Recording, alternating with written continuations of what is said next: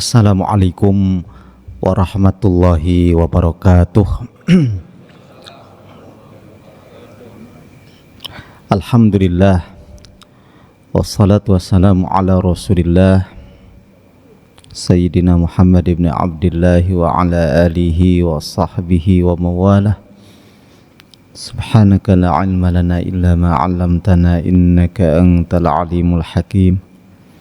Rabbi syrah li sadri wa yassir li amri wahlul 'uqdatam min lisani yafqahu qawli, amma ba'du.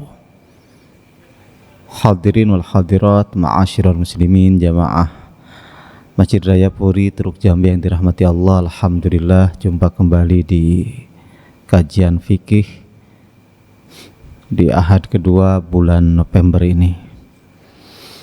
Fa insyaallah pada pertemuan sekarang kita bahas fikih thaharah mengenai wudu, rukun dan sunnah. Ini sebetulnya pelajaran SD.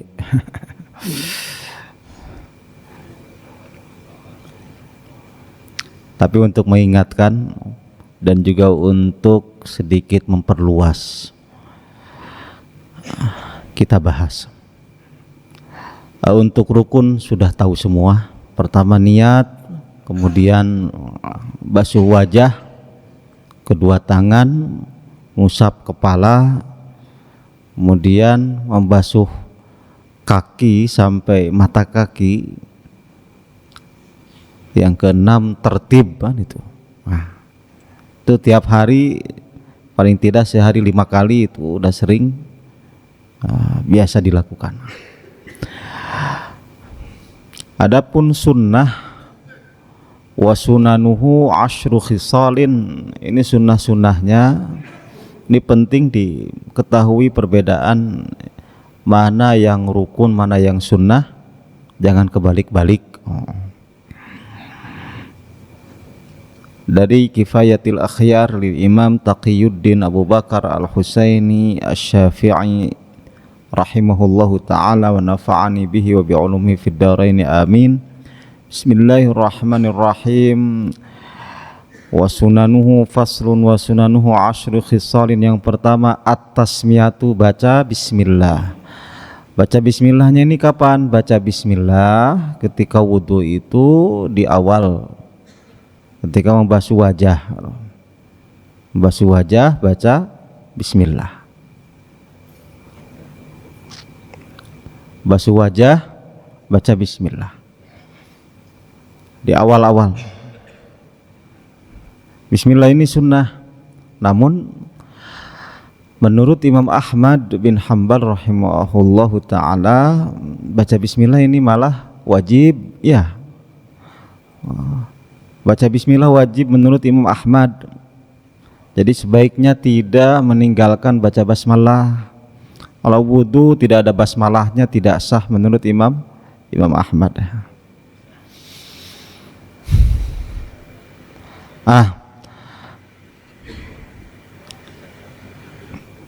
Bagaimana kalau kita lupa di tengah? Lupa di tengah, maka tetap baca. Ketika basuh tangan baca bismillah saat itu. Sama ketika lupa makan. Kita lupa makan, bismillah. Di tengah-tengah juga baca bismillah. Wajibnya menurut Imam Ahmad, wajibnya baca bismillah itu tidak mesti di awal, atau tidak mesti ngulang. Misalkan ketika ngusap rambut lupa nggak baca bismillah, tidak usah diulang bismillah kemudian basuh wajah diulang dari awal, tidak. Tapi wadhkur rabbaka idza nasit, sebutlah namamu ketika engkau lupa. Ketika engkau lupa menyebut di awal, maka sebutlah ketika engkau ingat. Wadhkur rabbaka idza nasit. Itu menurut Imam Ahmad. Man tawadda'a, barang siapa yang berwudu, dalam hadis wa dzakara ismallah, dan menyebut nama Allah, kana tahuran li jami'i badani, maka seluruh tubuhnya itu suci. Wa illam yadhkur ismallahi ta'ala, apabila tidak menyebut nama Allah, wudu saja tidak baca bismillah, kana tahuran li a'dha'i wudu'i, anggota wudunya suci. Anggota wudunya suci. Kalau baca bismillah, semua badannya suci. Rawahu Daruqutni wal Baihaqi. Seperti ini.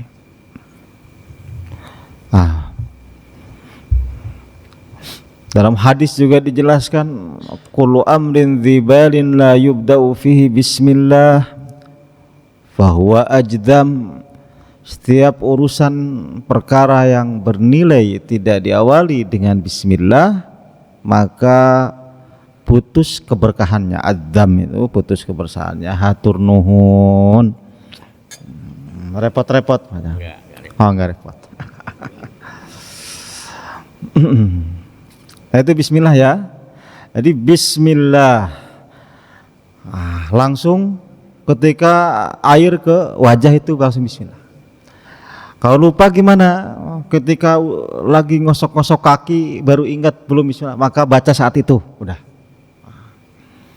Sama ketika makan, ketika lupa baca walaupun di akhir mau selesai bismillah, mau ditambah bismillah fi awwalihi wa akhirih. Orang kalau makan enggak bismillah, kemudian di tengah-tengah bismillah, itu terlihat setan yang tadi ikut makan muntah. Itu muntah. Oleh Nabi terlihat demikian, muntah. Bismillah saja apa Ar-Rahman Ar-Rahim, minimal bismillah saja. Sempurnanya Ar-Rahman Ar-Rahim. Sempurnanya Ar-Rahman Ar-Rahim, baik dalam wudu maupun dalam makan.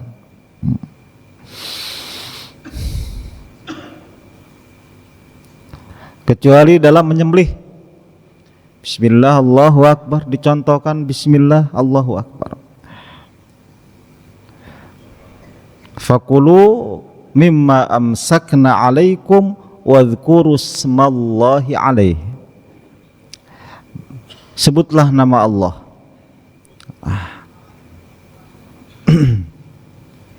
Itu yang pertama. Yang kedua, wa ghuslul kaffaini qabla idkhalihima lil ina. Bismillah sudah ya. Lanjut mencuci tangan. Awas, mencuci tangan ini sunnah. Mencuci telapak tangan sunnah sebelum wudu. Jadi jangan ujug-ujug buka keran kemudian membasuh wajah, tangannya belum dicuci. Walaupun ketika membasuh wajah tangan itu terkena air, tapi beda basahnya tangan untuk membasuh wajah itu hanya membasuh wajah saja, tidak diniatkan untuk mencuci tangan. Apalagi bangun tidur, ya. Apalagi bangun tidur. Ini jelas-jelas hadisnya ada. Bangun tidur itu kata Nabi, aina batat yadahu. Yang tidur nggak tahu tangannya main kemana aja kan gitu. Hukumnya sunnah. Kalau tangannya ada najis, hukumnya wajib membersihkan dulu sebelum wudu. Jadi cuci tangan dulu, kemudian dipastikan tangan itu bersih, baru berwudu. Selanjutnya sunnahnya wal madmadatu wal istinsyaq. Madmadah itu berkumur, istinsyaq memasukkan air ke hidung, membersihkan hidung, ngisap air ke hidung kemudian dikeluarkan. Sebagaimana baca basmalah, madmadah dan istinsyak pun hukumnya wajib menurut Imam Ahmad. Syafi'iyah menganggap itu sunnah, sementara Hanabilah menganggap wajib.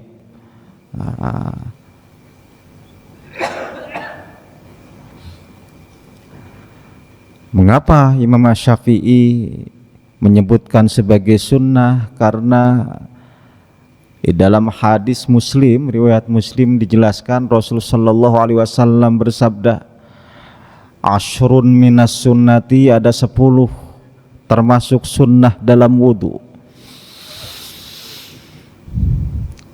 Wa adda minha al-madmadata wal istinsyaq. Dan dari yang 10 itu dihitung ada madmadah dan istinsyaq. Mana dulu, masukin hidung dulu, air ke hidung atau kumur-kumur dulu?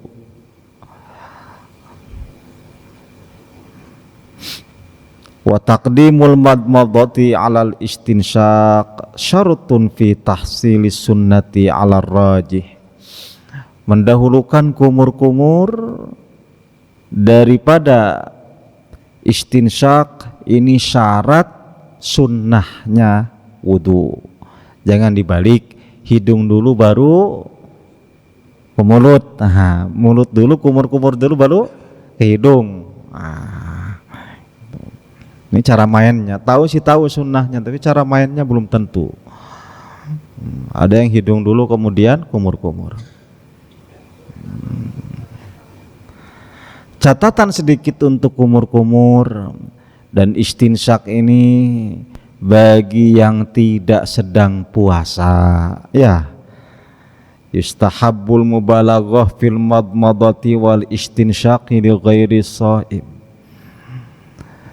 Dengan maksimal kumur-kumur dan istinsyaq ini bagi yang tidak sedang saum. Wa amma shaimu faqila yuhramu fi haqqihi. Qalahul qadi. Yang saum itu sebetulnya boleh juga, namun makruh. Wabil khusus ba'da zawal, setelah waktu zuhur. Pagi-pagi masih nggak apa-apa, tapi ba'da zuhur itu makruh. Gimana? Nanti mulutnya tidak sedap, tidak apa-apa. Memang dalam hadis la khalufus shaim atyabu indallahi mir rihil misk. Bau mulutnya orang yang puasa di sisi Allah lebih baik ketimbang harumnya semerbaknya kasturi. Itu. Selanjutnya, sunnah wudu isti'abur ra's bil mas, mengusap semua kepala. Kepala diusap semua, ini sunnah. Ini sunnah. Jadi tidak hanya sebagian tapi semuanya. Ini tangan kena air kemudian diusap ke belakang, kemudian dibalikkan lagi ke depan. Bagi yang ada rambutnya. Kalau nggak ada rambutnya cukup sekali saja. Karena di antara hikmah dibulak-balik ke belakang ke depan ini supaya rambut luar dalamnya kena. Kalau yang nggak ada rambutnya sekali cukup, tidak usah bolak-balik. Nah ini sunnah. Dalam Syafi'iyah sebagiannya, wamsahu biru'usikum, itu sebagian. Namun jika semuanya maka afdal, hukumnya afdal. Dalam banyak hadis Nabi mengusap semuanya, kadang juga Nabi sebagian mengusapnya, mengusap bagian kepalanya sebagian. Disimpulkan bahwa ternyata sebagiannya cukup mengusap rambut itu. Namun jika seluruhnya sunnah. Kemudian Ada juga mazhab yang lain yang justru mesti semuanya diusap rambutnya. Oleh karenanya jika kita melakukan ngusap rambut semuanya seperti tadi, dari depan ke belakang, dari belakang balikin lagi ke depan, ini namanya al-khuruju anil khilaf, keluar dari perselisihan. Wudunya disahkan oleh semua imam madzhab, tidak ada yang menyangsikan sama sekali. Salah satunya mazhab Maliki. Mazhab Maliki itu mensyaratkan semuanya mengusapnya, tidak kaci, tidak sah, hanya membasahi sedikit. Ya.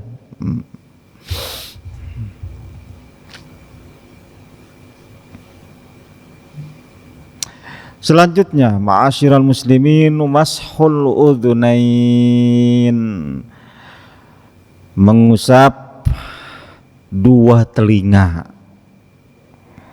zahiruha wa batinuha bima'in jadid. Awas telinga, gimana cara ngusap telinga? Luarnya saja tidak, luar dalam. Apakah dengan air sisa ngusap rambut? Tidak, mesti dengan air yang baru.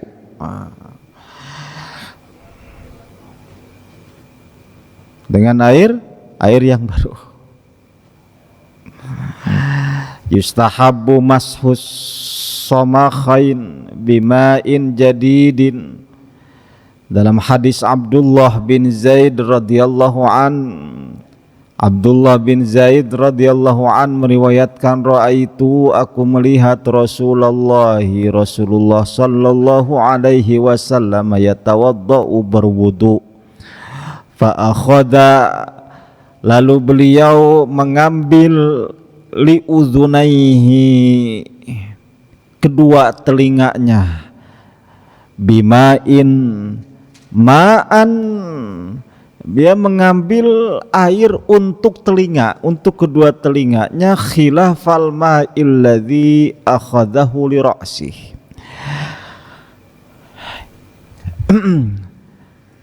Hadis riwayat Al-Hakim dan Baihaqi, sanadnya sahih, bahwasanya Rasulullah sallallahu alaihi wasallam mengambil air lagi untuk kedua telinganya, bukan air yang beliau gunakan untuk mengusap rambutnya. Jadi setelah mengusap rambut, ambil lagi air, kemudian telinga berbarengan. Ini yang telunjuk ini masuk di dalam, mutar yang dalam, kemudian apa? Ini apa namanya? Jempol. Ya, ini jempol ini yang bagian luar. Lah, bukannya mendahulukan kanan daripada yang kiri juga sunnah dalam wudu, betul, tetapi tidak untuk telinga dan wajah. Telinga ini berbarengan, ya, telinga dan juga pipi dalam wajah ini berbarengan. Contoh mengusap atau membasuh wajah, ini tidak pipi kanan dulu kemudian pipi kiri, tidak, bareng. Begitu pula telinga, al-udhunain wa al-udhunan wal khaddan. Ya, mesti ngerti. Kadang melihat orang yang berwudu begini dulu, wah ini telinga kanan, kemudian telinga kiri, udah gitu dicebrek-cebrek. Ngambil air untuk telinga kok hampir sama dengan ngambil air untuk wajah. Telinga itu bukan dibasuh tapi diusap, sama seperti kita ngusap rambut. Yang penting si tangan dibasahi, kemudian tangan dua tangan ini berbarengan dibasahi, kemudian diusap ke telinga. Jangan bukan di apa? Itu air kalau kena telinga kan lumayan, bahaya. Cukup tangan ini basahin kemudian diusap ke telinga dengan air yang baru.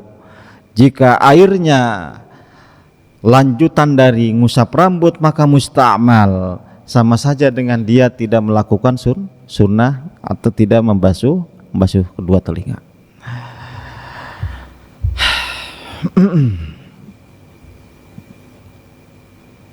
Lanjut. Wa takhlilul lihyatil kathifah wa takhlilu asabi'il yadain warijlain, menggosok-gosok, menyuai-nyuai jenggot yang panjang, yang lebat, maupun menyuai-nyuai jari tangan atau jari kaki.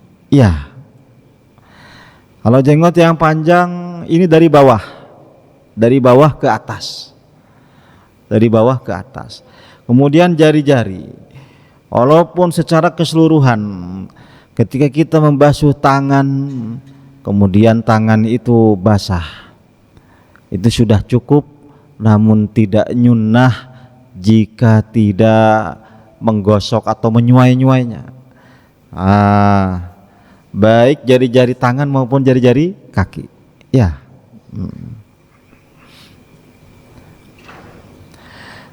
Dalam riwayat Abdullah ibni Abbas radhiyallahu anhuma,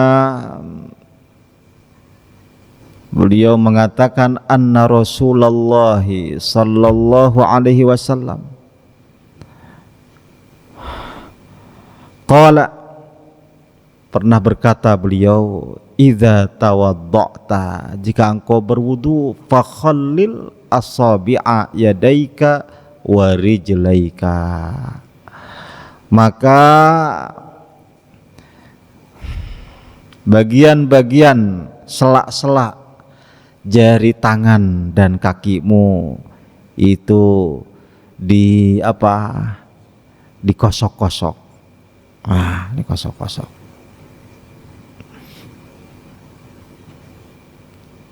Menurut mazhab Maliki menggosok itu wajib.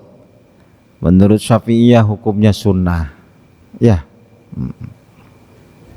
Kalau buru-buru nggak sampai kosok-kosok pun sah, tapi tidak afdol. Selanjutnya, ma'asyiral muslimin, wa taqdimul yumna 'alal yusra wa taharatu salasan wal muwalat. Di antara sunnah wudu mendahulukan yang kanan daripada yang kiri. Wa taharatu, dan membersihkannya itu salasan 3 kali.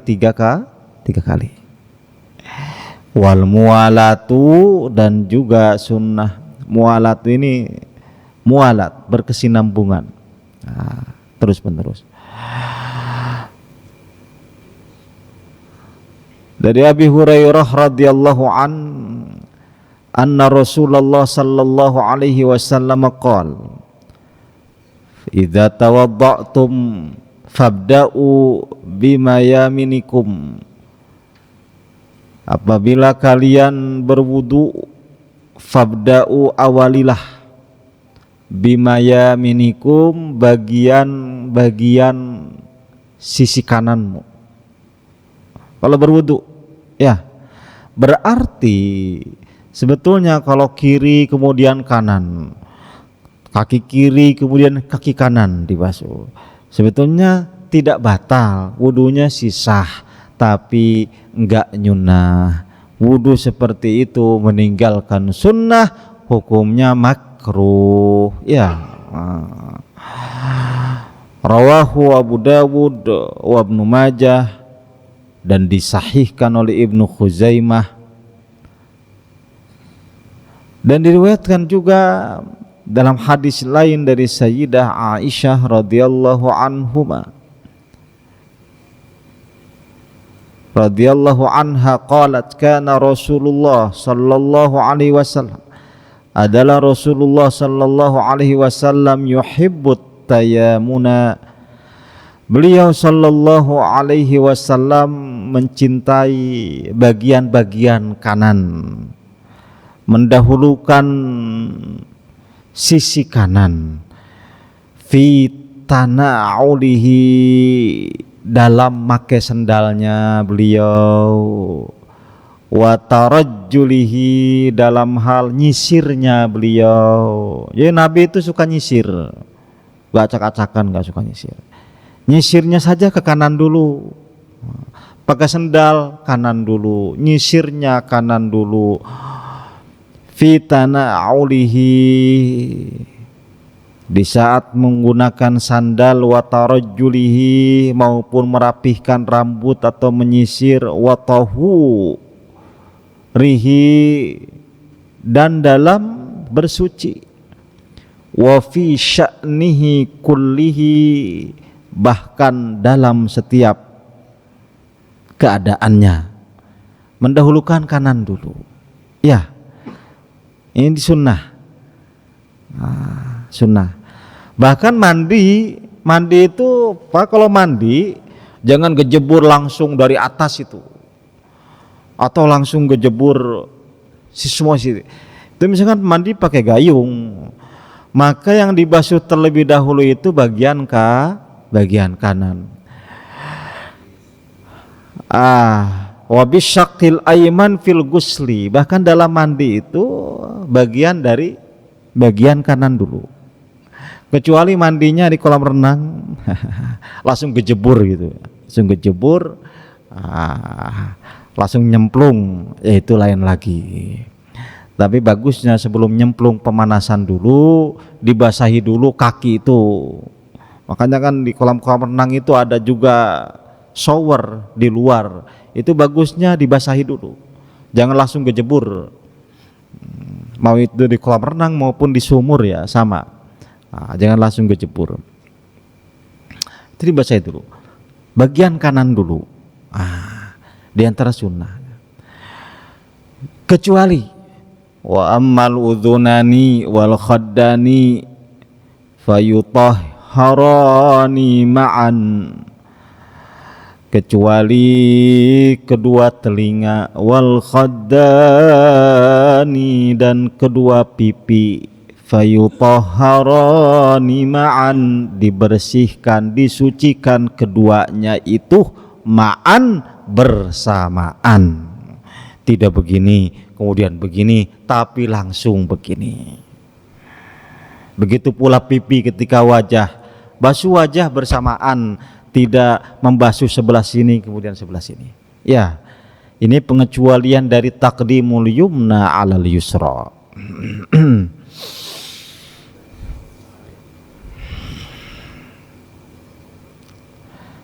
Hatta ketika seseorang tangannya tidak komplit, ini yang kanan misalkan tanda kutip pernah patah, hanya sampai pergelangan tangan, tidak komplit, tapi yang kiri ini komplit, tetap didahulukan yang kanan. Selanjutnya ma'asyiral muslimin, di antara sunnah 3 kali. Diriwayatkan dalam hadis Utsman bin Affan radhiyallahu anhu anna Rasulullah sallallahu alaihi wasallam tawadda'a salasan. Sungguhnya Rasulullah sallallahu alaihi wasallam tawadda'a, beliau berwudu salasan, 3 kali, tiga kali. Rawahu Muslim, diriwayatkan oleh Imam Muslim. Dalam hadis ini secara umum 3 kali tanpa pengecualian. Oleh karenanya di sini dijelaskan wala farqa fi dzalik, tidak ada perbedaan soal 3 kali ini bainar ra'si wa ghairihi. Anggota badan seperti kepala sekalipun maupun yang lainnya sama 3 kali. Walaupun ada yang mengatakan 3 kali itu selain kepala, karena ada hadis bahwa Nabi mengusap kepala itu 1 kali. Namun demikian dalam hadis yang lain ada juga keterangan bahwa Nabi mengusap kepalanya 3 kali. Oleh karenanya dari banyak hadis yang ada ini karena perbedaan kondisi yang dilihat oleh sahabat yang berbeda-beda.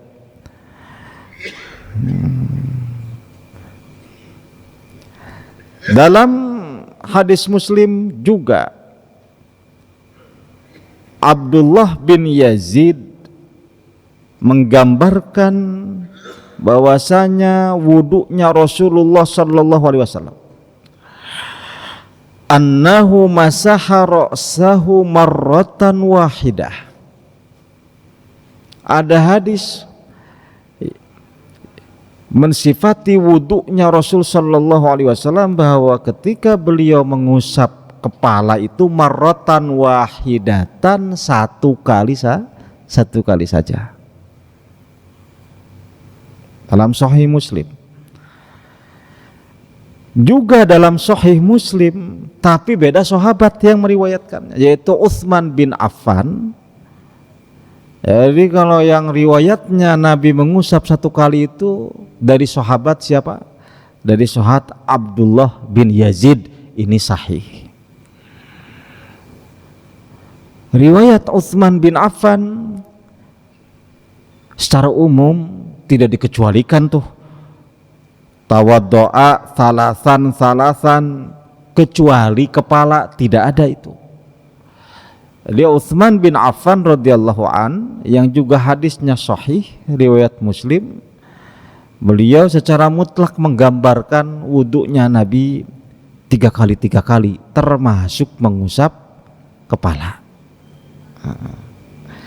Disinilah yang namanya ahli fikih fuqaha itu mengkombinasikan banyak hadis, sehingga bapak-bapak jangan pernah mengambil hukum langsung dari satu hadis yang dibaca, karena hadis itu banyak. Oh, saya membaca hadisnya begini, dari mana tuh 3 kali? Ya, hadis itu banyak. Yang 1 kali juga itu sahih, yang mengatakan 3 kali juga sahih. Di samping riwayat Utsman bin Affan, ternyata dalam riwayat Ibni Majah, begitu pula Al-Hakim, di sini ada keterangan anna Aliyan radhiyallahu an, sesungguhnya Ali bin Abi Thalib radhiyallahu an, tawaddo'a, beliau berwudu salasan 3 kali. Wa masaha ra'sahu, Ali bin Abi Thalib ini ngusap kepalanya salasan juga 3 kali, itu Sayyidina Ali. Wa qala, dan Ali bin Abi Thalib berkata, hadza wudu'u Rasulillah sallallahu alaihi wasallam. Kata Ali bin Abi Thalib, inilah wudunya Rasulullah sallallahu alaihi wasallam. Sehingga hadis Imam Muslim yang tadi, Nabi mengusap kepala juga salasan, Nabi secara umum wudunya 3 kali. Itu diperkuat oleh riwayat Ibni Majah dan juga Al-Hakim bahwa Ali bin Abi Thalib mengusap kepalanya 3 kali dan mengatakan inilah wudunya Rasul sallallahu alaihi wasallam. Sehingga jika digabungkan dengan riwayatnya dari sahabat Abdullah bin Yazid, berarti Nabi pernah mengusap mengusap kepala itu 1 kali pernah. Juga Nabi pernah mengusap kepala itu 3 kali. Disimpulkanlah dalam mazhab Syafi'i bahwa 1 kali itu cukup. 3 kali sunnah. Sunnahnya 3 kali, bukan hanya wajah, tangan, kaki, juga termasuk ngusap kepala. Ma'asyiral muslimin rahimakumullah. Itulah sunnah. Kemudian berikutnya sedikit lagi nih, berikutnya adalah membaca doa ya. Di antara sunnah wudu wa minha al-muwalah wa hiya wajibah fil qadim wa yaqula ba'da tasmiyah alhamdulillahilladzi ja'alal ma'a tahuran. Sebetulnya tidak hanya basmalah, ditambahkan di sini juga baca alhamdulillah alladzi ja'alal ma'a tahuran. Ini tambahan. Setelah baca basmalah itu di awal wudu, kemudian membaca alhamdulillah, segala puji bagi Allah. Alladzi ja'alal ma'a, yang telah menjadikan air tahuran, suci.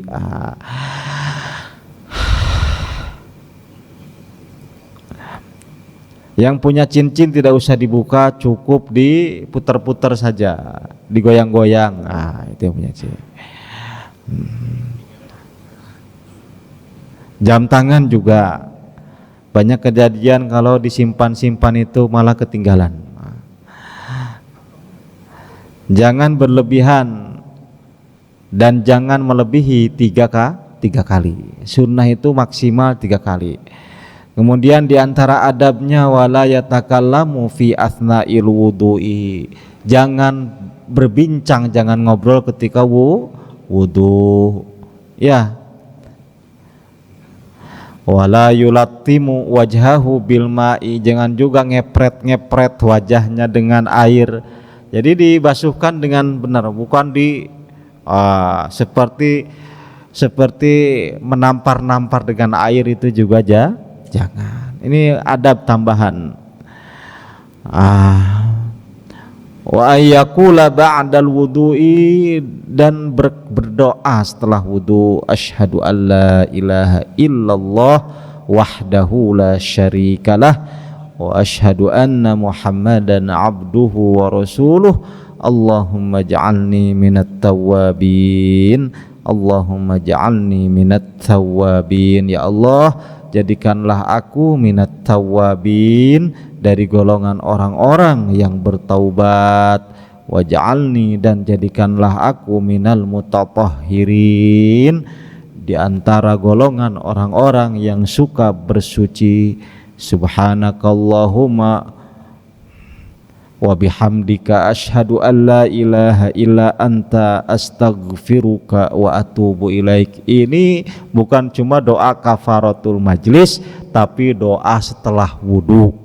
Dalam banyak keterangan baca doa subhanakallahumma wa bihamdik asyhadu an la ilaha illa anta astaghfiruka wa atubu ilaik, juga setelah waj'alni minal mutatahhirin dalam kitab gini. Wa baqiyat sunanun ukhra madhkuratun fil kutubil mutawwalah taraknaha khasyatal italah wallahu a'lam. Banyak sekali sebetulnya sunnah-sunnahnya, namun muallif di sini meringkas dengan ringkasan yang khawatir jika terlalu panjang apabila semuanya dimuat, termasuk tambahan-tambahan doa, waj'alni minal mutatahhirin waj'alni min ibadikas shalihin, dan juga bacaan-bacaan yang lain setelah wudu. Intinya ketika kita wudu itu juga harus sudah mulai fokus, tidak banyak bicara, harus khusyuk sebagaimana kita melaksanakan sholat. Tidak boleh berlebihan membuang-buang air. Oleh karenanya cukup sampai 3, jangan ada yang dibasuh 4 kali ya. Ngambil airnya juga kerannya, bukanya jangan banyak-banyak, secukupnya saja. Kalau banyak-banyak buka kerannya, full buka kerannya, ketika kita membasuh wajah itu, ketika kita basuh wajah, ngambil air basuh wajah itu yang keluar lebih banyak daripada air yang diambil untuk wajah. Coba keran, kemudian itu tangan segini, ketika kita basuhkan wajah, ini yang keluar air banyak sekali, lebih-lebih daripada air yang diambil untuk basuh wajah. Makanya jangan buka-buka full untuk wudu keran. Makanya di Saudi itu, di Saudi Arabia, pakai sensor kan, sensor kalau tangan gitu ke keran baru air keluar, supaya jika air ketika dibasuhkan kemana, ke anggota badan itu air berhenti saja. Kita tidak sadar ya, ketika kita wudu buka keran itu, air yang dipakai untuk wudu tidak lebih banyak daripada air yang dibuang ke bawah. Serius itu. Di antaranya apa? Di antaranya buka kerannya jangan full. Kalau full ya pasti begitu. yang digunakan itu misalkan 2 gayung, yang terbuang bisa 3 gayung. Kalau full buka keran full. Ini jarang yang sadar. Itu namanya israf. Tidak boleh kita israf berlebihan. Walaupun kita wudu di lautan, dalam hadis. Walaupun kau wudu di lautan, tidak boleh berlebihan. Wah, air laut kan banyak. Sudah saya basuh wajahnya 4 kali atau 5 kali. Tetap tidak boleh. Maksimal itu 3 kali. Wallahu a'lam. Ada yang ditanyakan. Kalau ada yang ditanyakan silahkan ada tanya jawab. Kalau tidak ada langsung ditutup saja. Alhamdulillahirrahmanirrahim. Jamaah rahimakumullah. Demikianlah apa yang disampaikan guru kita. Mudah-mudahan banyak manfaatnya, khusus dalam masa wudhu ini, karena wudhu ini menunjang daripada kesempurnaan sholat kita, baik sholat wajib maupun sholat sunnah. Jamaah Allah, mungkin ada yang ditanyakan, mangga satu.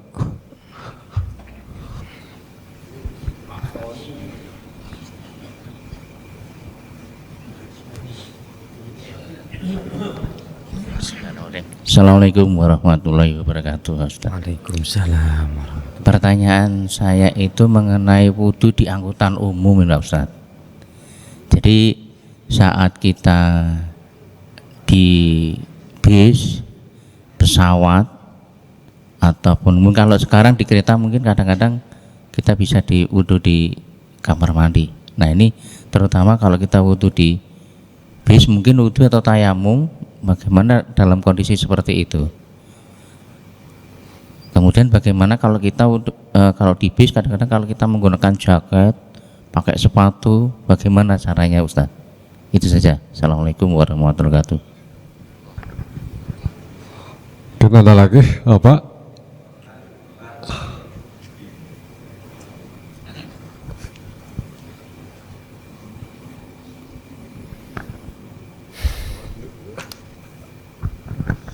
Assalamualaikum warahmatullahi wabarakatuh. Pak Ustadz, ada beberapa pertanyaan yang saya diajukan. Pertama mengenai gosok-gosok tangan tadi itu setelah ke telinga atau sebelum kaki. Nah, kemudian untuk yang kaki itu kan kadang-kadang orang cuman ngelus-ngelus saja gitu ya. Nah itu perlu digosok-gosoknya apa 3 kali atau bagaimana? Kedua, kemudian mengenai wudhu, di mana ketika keran mati lah gitu ya, itu ada air secukupnya. Nah bagaimana untuk menghemat atau sahnya itu berwudhu dalam air yang sedikit? Kalau di bak itu kan mungkin bisa untuk atau caranya bagaimana kalau misalnya di bak ada airnya seperti itu Pak Jad. Terima kasih. Assalamualaikum warahmatullahi wabarakatuh. Waalaikumsalam warahmatullahi wabarakatuh. Kita ada lagi sebelah. Assalamualaikum warahmatullahi wabarakatuh. Waalaikumsalam warahmatullahi wabarakatuh. Ustaz, saya mau nanya, tapi mungkin masalahnya beda, tentang imam yang lupa. Waktu Ahad kemarin sebetulnya udah disinggung, cuman kemarin kejadian di sini imam lupa ketika sudah berdiri, diingatkan tapi langsung duduk. Seharusnya kan tidak boleh ya. Ketika imam lupa pada rakaat terakhir sudah berdiri sempurna tapi dia malah duduk. Seharusnya harus tolong itu dijelaskan, mungkin jangan terjadi lagi. Terima kasih. Imam rawatib Bapak imam tembak ini? Salat zuhur, imam rawatib. Rawatib ya. Ya.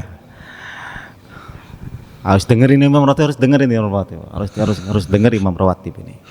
Kalau imam tembak ya mungkin imam rawatib mesti ngerti ini. Ya lanjut.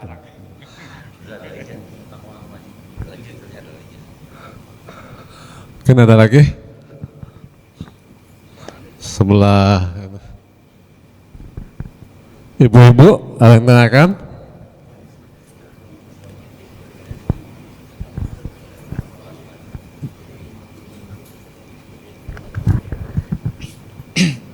Bismillahirrahmanirrahim. Pak Ustadz, saya mau nanya terkait toharoh ini, penting banget ya untuk berwudu. Saya dulu pernah luka di kaki, contohnya, kemudian diperban. Luka di mana? Di kaki luka yang wajib wudu kan Ya. harusnya kena air. Sementara saat itu kan nggak boleh kena air gitu Pak. Itu perlakuannya bagaimana Pak? Apakah kita harus wudu juga, tayamum juga untuk menutupi, menyempurnakan toharoh tadi Pak? Itu aja Pak, makasih. Baik. Ibu-ibu ada ibu mengapa?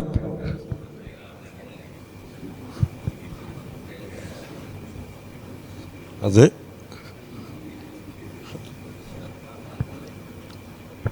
Satu, dua. Baik. Yang pertama wudhu di kendaraan, baik di bis maupun pesawat ya.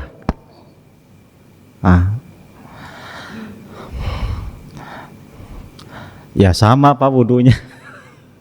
Rukunnya sama, sunnahnya sama. Cuma memang karena setahu saya di kendaraan itu airnya dan juga kondisinya tidak seleluasa di luaran, maka bisa ambil yang rukunnya saja.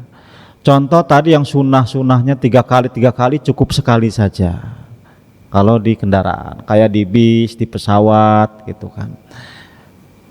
Cukup yang sunnahnya kayak kumur-kumur apa atau 3 kali itu tidak usah, karena airnya kan terbatas juga, sedikit juga airnya. Jadi ya inilah pentingnya kita ngerti mana rukun mana sunnah. Dalam kondisi yang tidak leluasa atau terbatas airnya, maka kita mendahulukan yang wajib-wajib saja gitu. Kemudian kalau kita mau buang air kecil dalam posisi pakai sepatu, pakai celana, pakai jaket gitu ya, ya celananya dibuka dulu Pak. Dibuka dulu, kemudian pastikan, maksudnya begini, maksudnya ya pastikan gimana caranya agar tidak terkena najis dah begitu, tidak terkena najis. Makanya sebetulnya tempat-tempat yang berdiri itu ya, tempat-tempat yang berdiri itu apa namanya itu? Yang tempat kencing berdiri itu apa namanya itu? Ya itulah ya.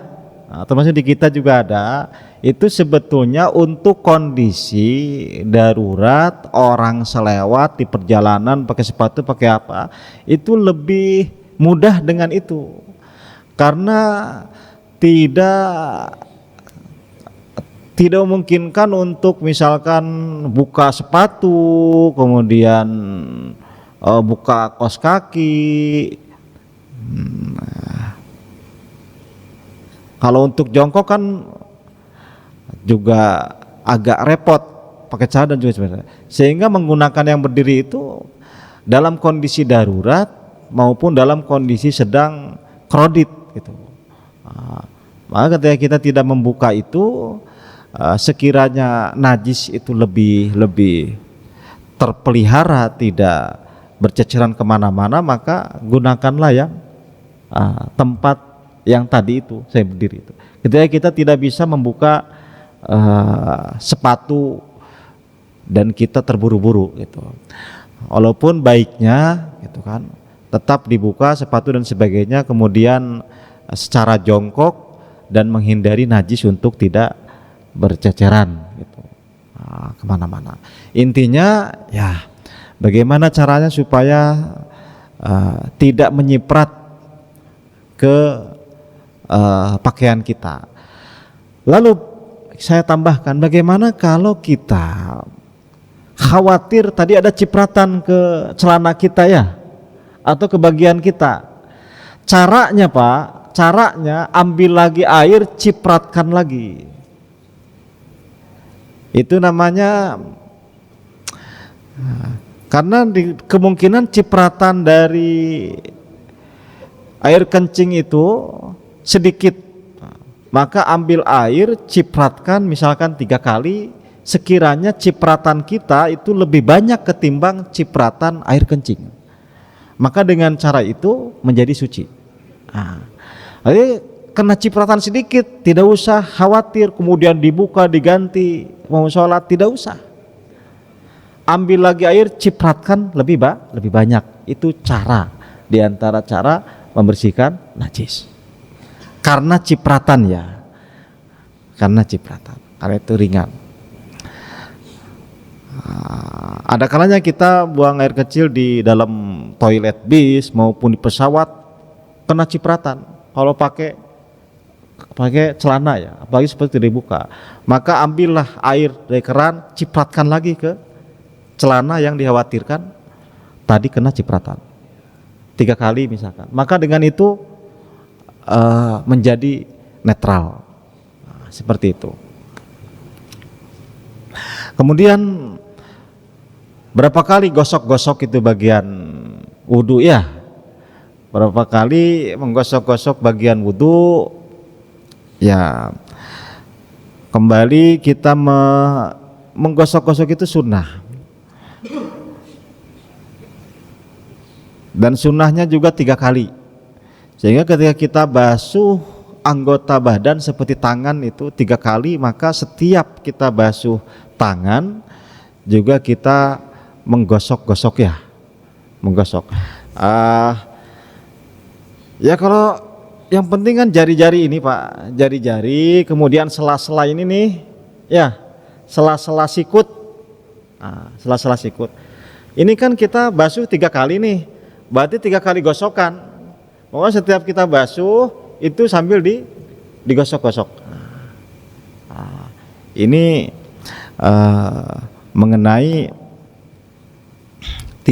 tidak pasti kalau gosok-gosoknya itu, yang jelas kan dari 5 jari itu ya bagian semua jarinya, kemudian juga yang penting tidak juga berlebihan. Selanjutnya bagaimana wudhu dengan air yang sedikit, umpama di bak atau di ember ya. Pak, walaupun di madhab Syafi'i ada dikenal air mustakmal, dalam arti jangan sampai air itu masuk lagi ke tempat wudhu. Namun ketika tangan kita diniatkan untuk gayung, maka boleh tangan kita itu masuk ke wadah. Wudhu zaman dulu seperti itu. Misalkan baskom nih, air sebaskom untuk wudhu gimana? Kalau diambil-ambil pakai gayung itu malah banyak kebuang. Tidak usah pakai gayung. Air satu wadah yang besar itu tangan kita aja masukin. Tangan kita masukin, kemudian gunakan wudhu. Mau masukin lagi untuk tangan dan seterusnya. Itu ya, tidak usah pakai media lain, misalkan gayung atau cukup tangan kita diniatkan untuk jadi gayung. Karena jika kita gunakan media lagi gitu, maka yang satu megang apa? Yang satu megang gayung, kemudian juga untuk gosok-gosok dan sebagainya itu kan terbatas. Maka cukup seperti halnya wudhu di kolam, di kobak gitu. Air kita dimasukkan, tangan kita dimasukkan saja. Yang penting sebelum memasukkan tangan kita ke air yang untuk wudhu itu, kita pastikan tangan kita bersih ya, cuci tangan. Itu saja. Selanjutnya masalah sholat, sekali lagi kalau sudah berdiri tegak, sempurna berdirinya, itu tidak boleh langsung duduk. Ngucapin subhanallah cukup tahu kalau itu salah, mestinya duduk. Cukup tahu kalau itu salah, mestinya duduk. Tapi bukan berarti langsung duduk gitu. ia mestinya melanjutkan, imam itu melanjutkan, sementara makmum nunggu saja. Makmum nunggu, tidak ikut naik gitu. Makmum. Oleh itu makmum subhanallah tahu ini udah rakaat keempat gini. Ini kok imam naik lagi ke atas gitu. Ya imam, karena imam ini lupa gitu. Imam ini lupa. Gitu. Tetap dia harus melalui mekanisme sebagaimana untuk turun lagi ke bawah itu harus ruku dulu, i'tidal, kemudian sujud dan sebagainya. Kalau sudah sempurna ya. Bagi dia pikirannya kan baru 3 rakaat itu. Bagi imam itu. Nah makmum nunggu, imam salam baru ikut salam. Disunahkan sebelum atau sesudahnya sujud sahwi. Sujud sahwi.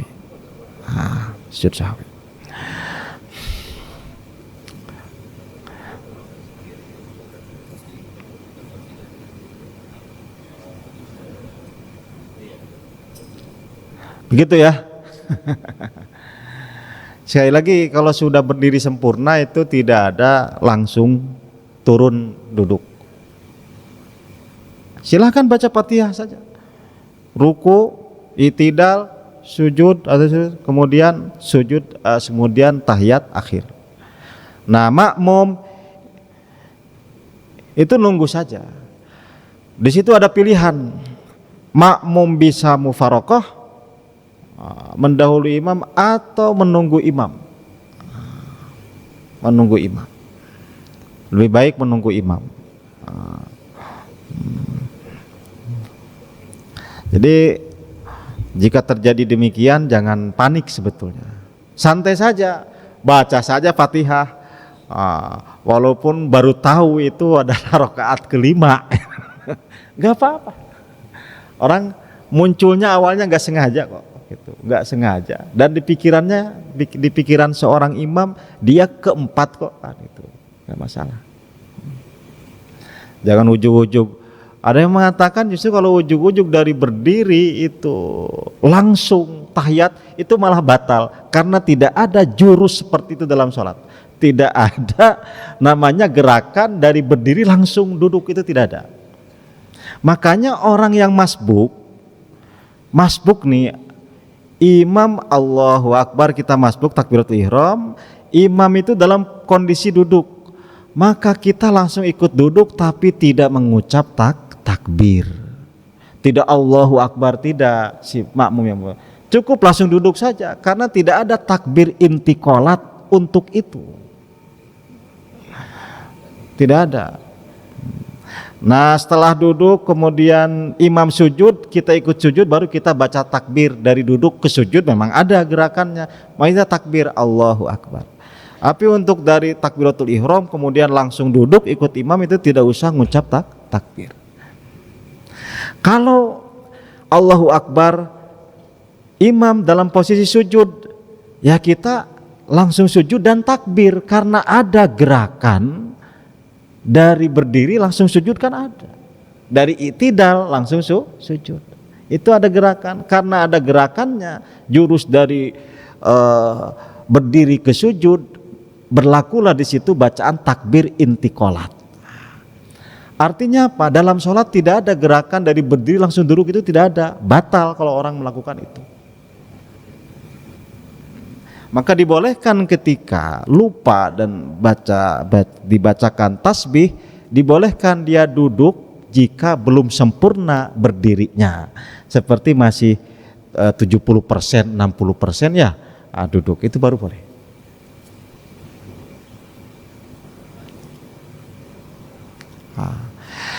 Yang terakhir, bagaimana ada luka, ini luka di kaki ya, bukan di hati, bukan.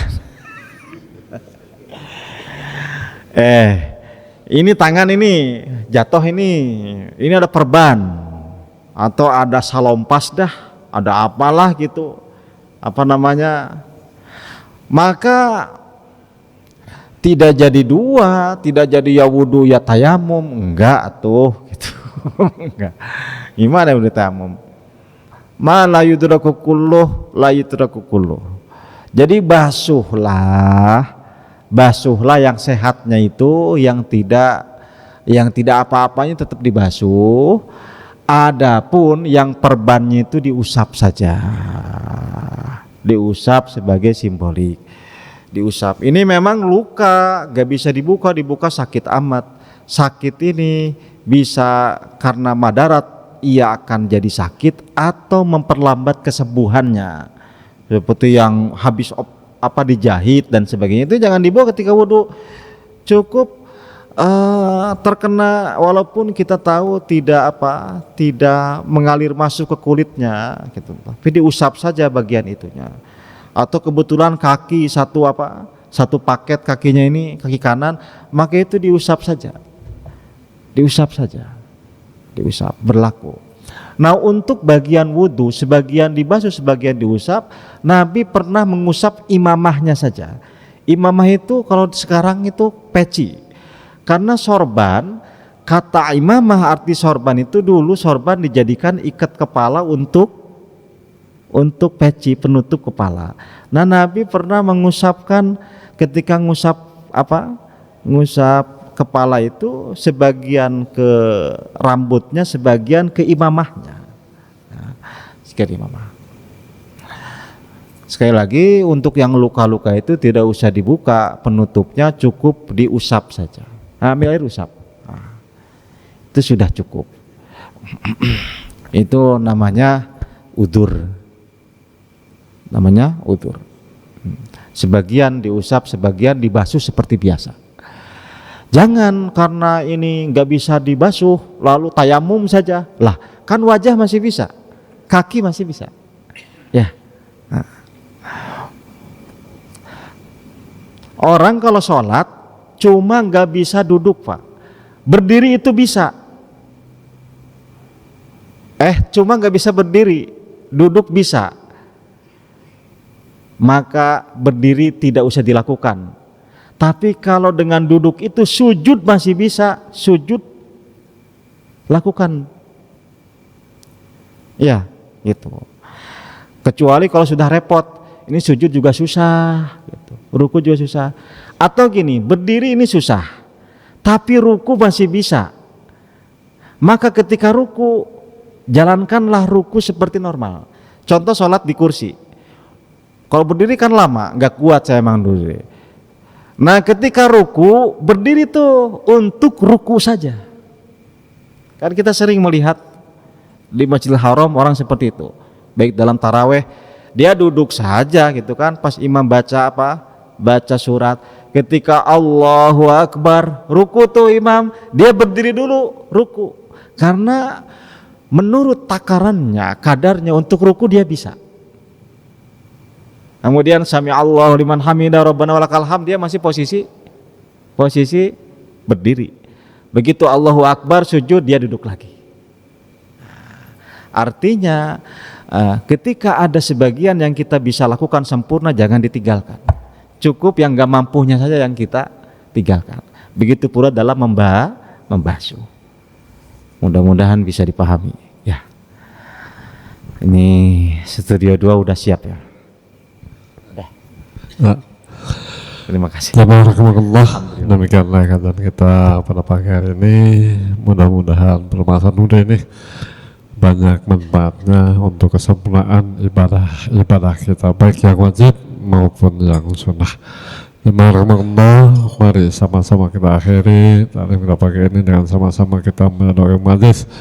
Subhanakallahumma wa bihamdika asyhadu an la ilaha illa anta astaghfiruka wa atubu ilaik. Alhamdulillah rabbil alamin. Terima kasih. Assalamualaikum warahmatullahi wabarakatuh.